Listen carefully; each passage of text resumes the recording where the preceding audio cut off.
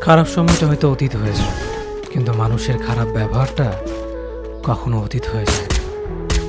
শুধু নিজে থেকে কথা বলা বন্ধ করে দেখো, দেখবে অনেক আপনজন বড় হয়ে যাবে।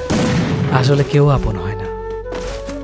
যারা তোমার ক্ষতি চায় তাদের আঘাত করবে না। তাদের সামনে একটু হাসি মুখে বাঁচবে। দেখবে তুমি আঘাত করলে যা কষ্ট পেত, ওরা তার থেকেও বেশি কষ্ট পাবে। যত মিশবে ততই মানুষ চিনবে। অভিনয় যে কত প্রকার হয় তা বুঝতে পারবে। সবাইকে তোমার সত্যতা জানানোর দরকার নেই।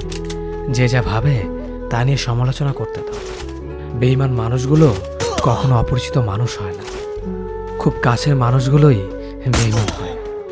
পাতা ঝরার আগে পাতার রং বদলে যায়, আর মানুষ বদলানোর আগে কথা বলার ধরন বদলে যায়।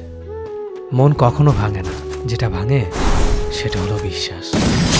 কেউ যদি তোমার সাথে কথা বলা বন্ধ করে দেয়, তাহলে বুঝে নিও তোমার পিছনে তারা তোমার নিন্দা করা শুরু করে দিয়েছে।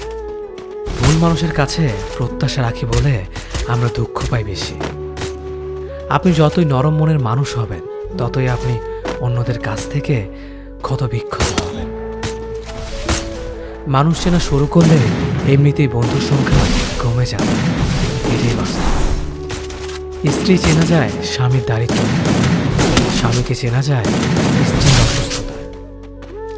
খাবার যতই দামি হোক না কেন, পচে গেলে যেমন তার দাম থাকে না, ঠিক তেমনি শিক্ষা যতই থাকুক না কেন, মনুষ্যত্ব না থাকলে সেই শিক্ষার কোনো দাম থাকে না।